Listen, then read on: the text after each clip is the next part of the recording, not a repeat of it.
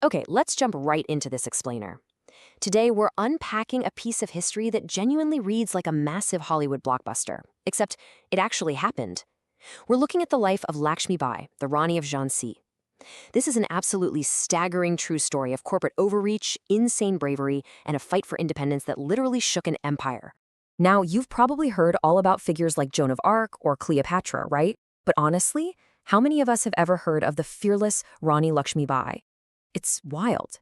By the end of this explainer, you're going to be wondering how her name isn't universally known.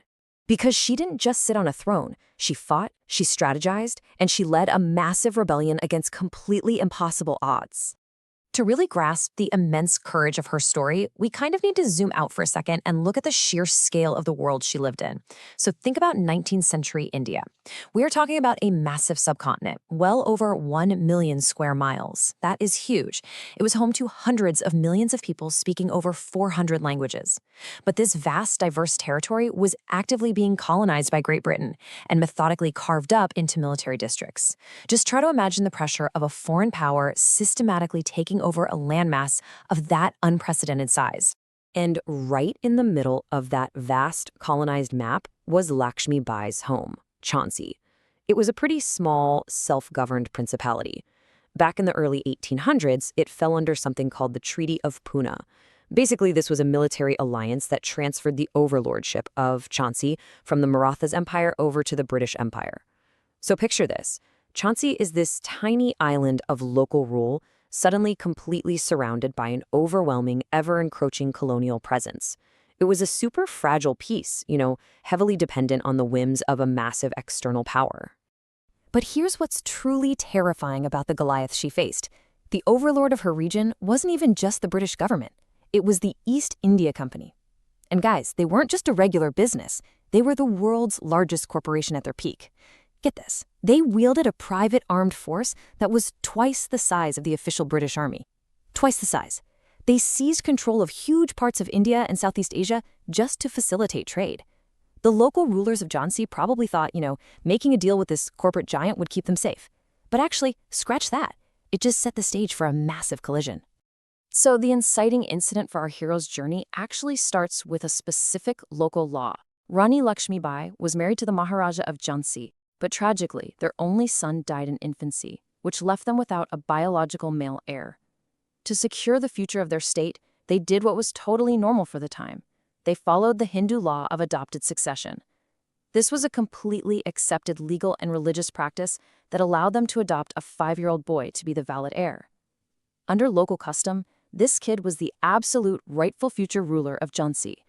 Well, here is where things go off the rails. The British blatantly ignored this traditional inheritance system. When the Maharaja passed away, the East India Company just flat out refused to recognize the 5-year-old adopted child. And without a recognized heir, the company essentially said, okay, the tenancy of the land reverts directly back to us.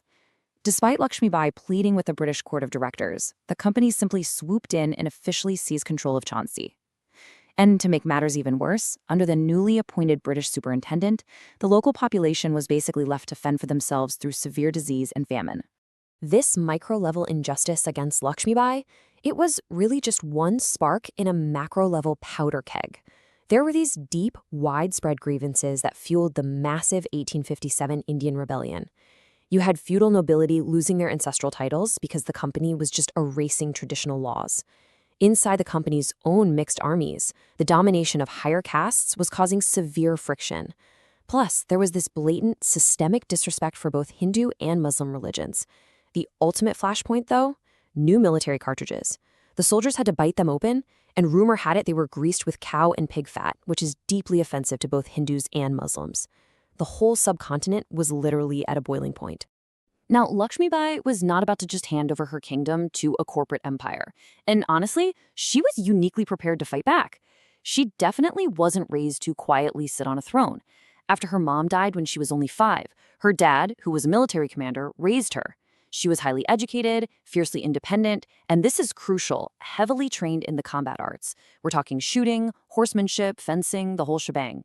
Even British observers at the time wrote down that she had this formidable strength of character that completely shattered the social norms of her era.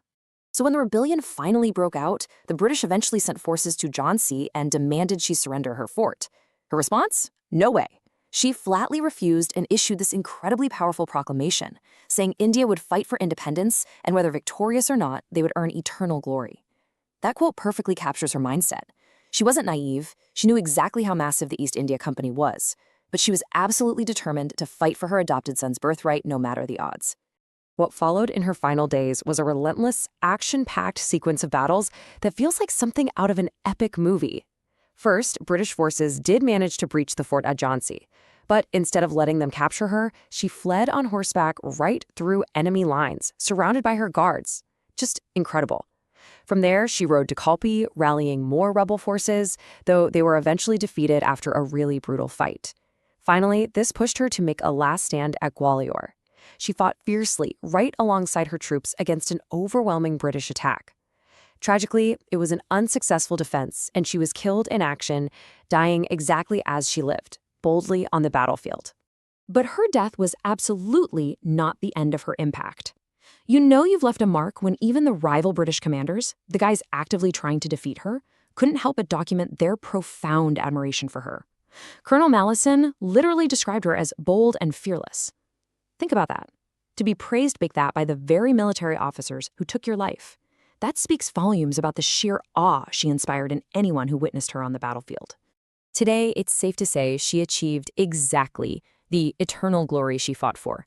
She is completely immortalized as a foundational heroine of Indian independence. I mean, her legacy is a living, breathing part of modern India.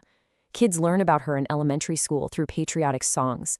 Blockbuster novels, films, and massive universities proudly bear her name. She's on national postage stamps.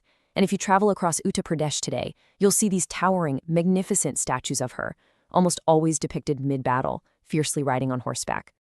As we wrap up this explainer, I want to leave you with one final thought. If a warrior queen who literally challenged the world's largest corporate empire, who led armies and defied an entire colonial system, can somehow be overlooked on a global scale, who else are we missing? Seriously, who writes our history? And how many other fascinating, fearless stories are hidden away in the archives, just waiting to be retold? Thanks so much for joining me today. Keep asking questions, keep looking beyond the standard narratives, and I'll see you in the next explainer.